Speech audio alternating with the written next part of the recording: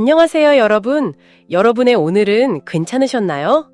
이곳은 여러분의 마음속 깊은 이야기를 함께 나누는 채널, 마음의 이야기입니다.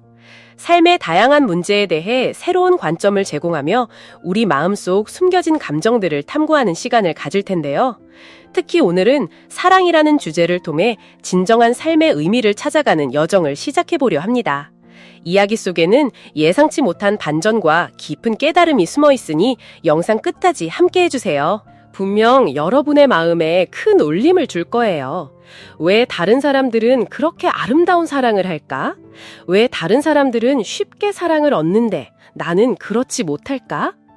5년간의 연애가 두 집안의 형편 차이로 인해 깨진 후 작은 그녀의 머릿속에는 늘 이런 질문들이 맴돌았습니다. 남사친구의 가족들은 그녀의 집안을 대놓고 무시했죠.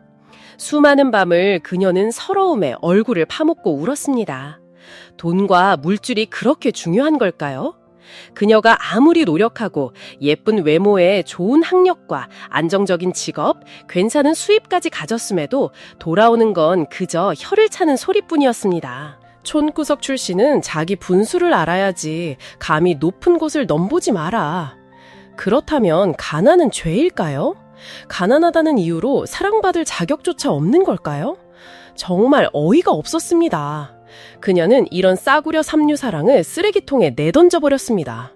사실 5년간의 연애 기간 동안 그녀는 진정으로 사랑받는다는 게 무엇인지 단 한 번도 느껴본 적이 없었습니다. 그런 사랑이 뭐가 필요할까요? 너무 힘들기만 한 사랑이라면 차라리 하지 않는 게 낫죠. 혼자 사는 게 뭐 어떻다고요. 그냥 이렇게 살면 몸이라도 편할 텐데. 물론 인생에서 사랑이 없이는 살 수 없다는 걸 알았지만 사랑에 빠지면 너무나 쓰라린 것이었죠. 그녀는 아름다운 사랑은 극소수에게만 찾아오며 자신에게는 결코 일어나지 않을 것이라고 굳게 믿게 되었습니다. 시간이 흐를수록 그녀는 일에 몰두했습니다. 자신을 꾸준히 가꾸고 부모님께는 충분히 용돈을 드리고 새로운 악기 연주법을 배우거나 가끔은 새로운 곳으로 여행을 떠나 탐험하기도 했죠. 겉으로 보기에는 누구든 부러워할 만한 삶이었습니다. 하지만 깊은 내면에는 여전히 무언과 공허함이 자리 잡고 있었습니다. 분명 그녀는 혼자 있는 것에 정말 괜찮았습니다. 직업, 가족, 재정, 건강 모든 것이 안정적이었죠. 그런데 왜 여전히 마음 한편이 불안하고 허전할까요? 그녀는 이 이야기를 친구에게 털어놓았습니다. 친구는 이렇게 말했습니다. 글쎄 확실하지는 않지만 네가 그런 상태에 빠진 건 사랑하고 사랑받는 감각을 잃어버렸기 때문일 수도 있어. 다시 한번 생각해봐. 혹시 예전에도 비슷한 상황에 빠진 적이 없었어? 모든 게 괜찮고 인생에 아무 문제도 없고 주변 사람들도 다 좋고 일에도 특별한 변화는 없는데 그냥 아무것도 느껴지지 않았던 때 말이야. 혹시 너무 오랫동안 사랑받아 본 적이 없는 건 아닐까? 제니스의 책 사랑받는다는 느낌에서는 이렇게 설명합니다. 사랑받는다고 느끼고 또 다른 사람을 사랑받게 도울 때 우리는 비로소 행복의 근원에 닿는다. 우리는 사랑을 단일한 것으로 이야기하지만 사실 견고한 사랑이라는 이름 안에는 사랑하는 것과 사랑받는 것이라는 두 가지 주요 형태가 담겨 있습니다. 사랑은 네가 섬세하게 그의 찢어진 옷을 꿰매는 것이고 사랑받는 것은 그가 네가 좋아하는 음식을 사주려고 줄을 서기 위해 짐을 더 나르다가 옷이 크게 찢어지는 것이죠.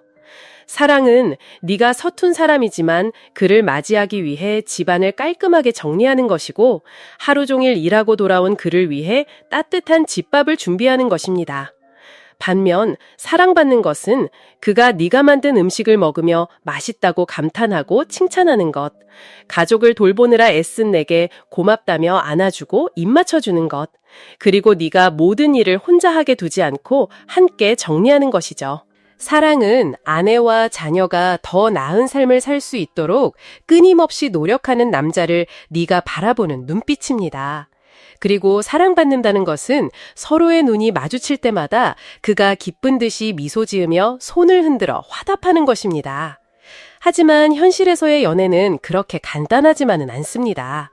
이 관계를 유지하기 위해서는 또 다른 요소가 필요하죠. 다음 이야기를 함께 들어볼까요? 그날은 발렌타인데이였습니다. 여자친구는 직장에서 피곤한 하루를 보내고 집으로 돌아왔는데 남자친구가 멍하니 앉아있는 것을 보았습니다. 아, 오빠, 저 너무 피곤해요. 응, 나도 피곤해. 일하는 게 언제 안 피곤하겠어. 오빠는 저한테 관심도 없는 거예요? 저 방금 상사한테 혼났단 말이에요. 나도 어제 혼났어. 오늘은 폭우 속에서 타이어까지 펑크 났다고. 하지만 오빠는 저를 위로하는 말 한마디도 안 해줘요. 하루 종일 일해서 피곤한데 따뜻한 말 한마디도 안 해주면 어떡해요. 네가 따뜻한 말을 좋아하는 건 알지만 그런 말을 잘 못해. 피곤할 테니 밥 먹고 일찍 자. 남자친구는 그렇게 말하고 침실로 들어갔습니다. 그녀는 서러움에 북받쳐 울음을 터뜨렸죠. 그러고 나서야 그녀는 남자친구가 빨래를 하고 널고 냉장고에 먹을 것을 채워 넣었으며 그녀가 좋아하는 맛의 작은 피자 한 조각을 남겨두었다는 것을 깨달았습니다. 지금까지 우리는 사랑의 5가지 언어 개념에 너무나도 익숙해져 있습니다. 각자 다른 종류의 사랑 언어를 사용하는 경향이 있다는 것이죠. 그것들은 바로 인정하는 말, 봉사, 함께 보내는 질 좋은 시간, 신체 접촉, 그리고 선물입니다. 여러분은 앞선 이야기 속 연인의 사랑의 언어를 눈치채셨나요? 물론이겠죠. 그리고 그들은 서로의 사랑 언어를 알고 있는 듯 보였지만 여전히 뭔가 이상한 점이 있었습니다. 이 관계에서 행복하고 만족감을 느끼기 위해 뭔가 빠진 것이 있었죠. 그것이 무엇일까요? 그 답은 바로 공감입니다. 우리는 이러한 행동들을 사랑이라고 단정하지만 그것만으로는 충분하지 않습니다. 우리는 자신만의 렌즈로 생각하기 때문에 이 불충분함을 미처 깨닫지 못합니다.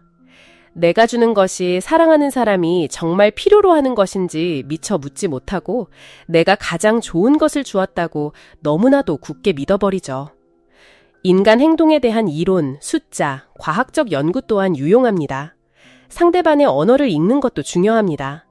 하지만 공감과 겸손함, 그리고 서로를 이해하여 둘 다 원하는 것을 주고받으려는 노력이 없다면 그것들은 대체될 수도 발휘될 수도 없습니다. 사랑의 언어든 애착 유형이든 우리가 그것을 안다면 자신을 이해하고 상대방을 이해하는데 참고 자료가 될 것입니다.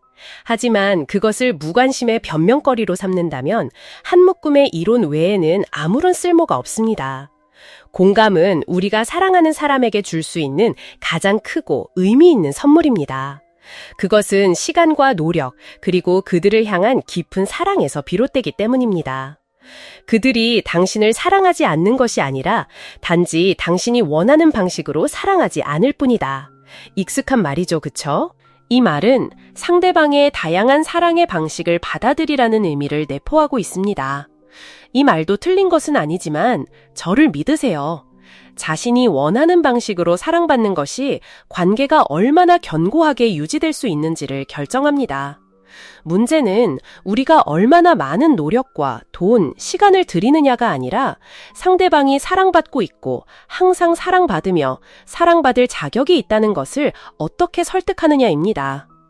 또한 우리가 얼마나 노력하여 우리의 사랑을 증명하느냐가 아니라 그들의 영혼과 어떻게 연결되어 그들이 진정으로 필요로 하는 사랑을 주는 동시에 우리 자신도 사랑받고 있다고 느껴야 한다는 것입니다.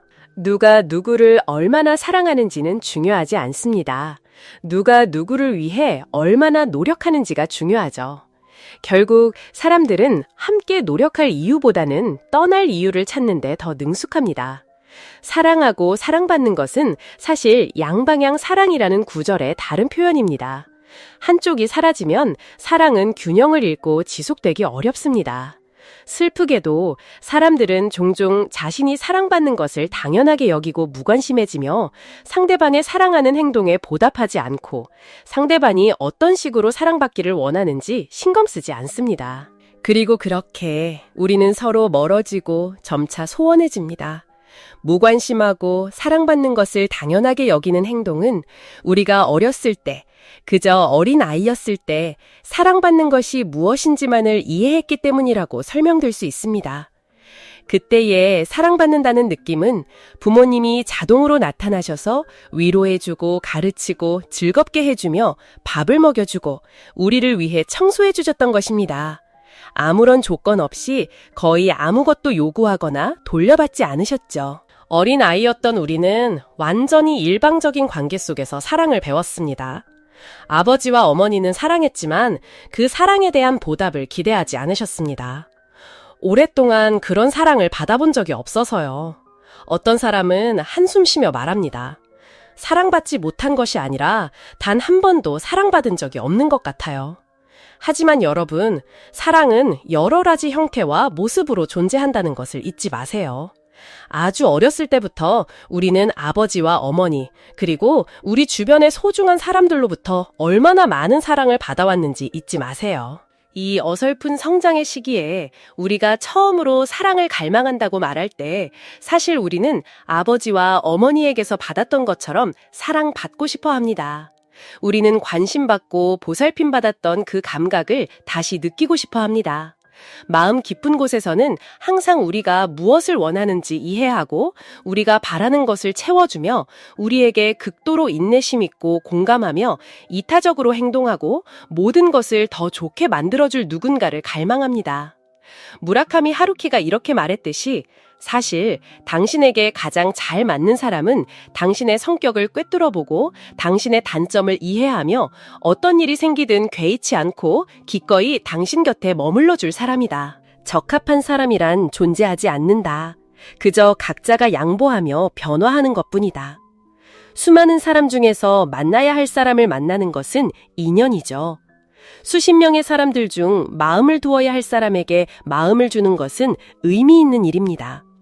하지만 모든 만남과 마음을 두는 관계 속에서 마음에 두어야 할지 말아야 할지 따지지 않고 기꺼이 마음을 주는 단 한 사람이 바로 진심입니다. 하지만 문제를 좀 다르게 볼 필요도 있어요. 자신에게 한번 질문해 보세요. 상대방에게 당신이 어떤 사랑을 원하는지 이야기해 본 적이 있나요? 상대가 당신이 바라는 사랑을 주지 않는다고 섣불리 한숨 쉬거나 탓하지 마세요. 모든 사람이 당신이 정확히 무엇을 원하는지 알아차릴 만큼 섬세한 것은 아니니까요. 차분히 앉아 솔직하게 대화해 보세요. 당신이 원하는 것이 무엇인지, 당신의 사람의 언어는 무엇인지 진심으로 나누고 상대방의 이야기도 경청해 주세요. 만약 당신이 온 마음을 다해 솔직하게 털어놓고 사랑하기 위해 많은 노력을 했는데도 상대가 당신의 마음에 전혀 신경 쓰지 않고 공감하거나 이해하려 하지 않으며 당신이 원하는 방식으로 사랑을 주려 하지 않는다면 아마도 그 관계를 다시 생각해 볼 때가 되었을지도 모릅니다. 사랑이 충만한 사람은 어디를 봐도 사랑을 발견해요. 제 말을 믿으세요. 하늘이 항상 회색인 것은 아니에요. 단지 과거의 슬픔이 당신을 푸른 날들로부터 멀어지게 하려 했을 뿐이죠. 누군가를 사랑하면 행복하기도 하고 때로는 고통스럽기도 해요. 하지만 고통스럽든 행복하든 인간은 언제나 사랑을 합니다. 사랑은 그렇게 존재하고 언제나 여기저기에 존재할 거예요. 인간은 사랑 없이는 살 수 없어요. 모든 사랑이 완벽한 것도 아니고 모든 사랑이 사랑으로 보답받는 것도 아니죠. 어떤 사랑은 조용히 시작되고 또 어떤 사랑은 말없이 끝나기도 합니다. 하지만 저는 여전히 믿어요. 사랑하는 사람들은 서로를 찾아낼 것이고 좋은 사람들은 그들에게 합당한 인연을 만날 것이라고요. 단지 내가 사랑했고 지금 사랑하고 있으며 사랑할 수 있다는 것을 아는 것만으로도 행복이에요. 누구나 살면서 한 번쯤 누군가를 마음에 품었죠. 함께 도착할 수도 영원히 멀어질 수도 있겠죠. 결국 어떻게 끝이 나든 간에 최선을 다해 사랑했으니 기뻐해야만 해요. 헤어진 지 정확히 5년 후 한 여자의 10년 청춘도 그렇게 흘러갔어요. 그녀는 따스한 햇살처럼 눈에 온화한 웃음이 가득한 멋진 남자를 만났죠. 너무나 다정하고 사랑스러운 마음에 그녀는 꿈을 꾸는 것 같다고 생각했어요. 그녀는 이 행복이 오래가지 않을까봐 자신이 겪었던 끔찍한 일들처럼 관계가 깨지는 상황이 또다시 벌어질까봐 두려웠죠. 그렇게 오랫동안 이런 사랑을 받아보지 못했으니까요. 그녀는 그에게 계속 물었어요. 매일매일 물었죠. 오빠, 나 사랑해? 비록 100번, 1000번을 물어도 그가 항상 다정하게 사랑해, 많이 사랑해 라고 대답해 줄 것을 알면서도 그녀는 또다시 묻고는 했습니다. 그 확인의 말을 자신의 귀로 직접 들을 때마다 그녀의 마음은 더없이 안심되었거든요. 그날 늘 불안해하며 걱정하는 그녀의 모습을 보며 그가 그녀를 품에 꼭 안아주었어요. 그녀의 머리카락을 쓰다듬으며 조용히 속삭였죠. 혹시 내가 아직도 당신을 불안하게 만드는 건 아닐까? 만약 그렇다면 정말 미안해. 하지만 내가 당신을 사랑하는 건 진심이야. 가끔은 당신을 좀 더 일찍 만났으면 얼마나 좋았을까 하는 생각도 해. 그래도 괜찮아. 조금 늦었지만 우리가 만난 건 정말 행운이야. 그녀는 그렇게 몸을 웅크린 채 그의 가슴에 귀를 대고 뛰는 심장 소리를 들었어요. 두 심장이 하나가 되는 순간이었죠. 지금까지는 제가 이렇게 사랑받을 거라고 감히 믿지 못했어요. 제 삶에 사랑 한 움큼과 다정함, 애정으로 가득 찬 주머니를 들고 들어올 사람이 있을 거라고는 한 번도 상상해 본 적이 없었죠.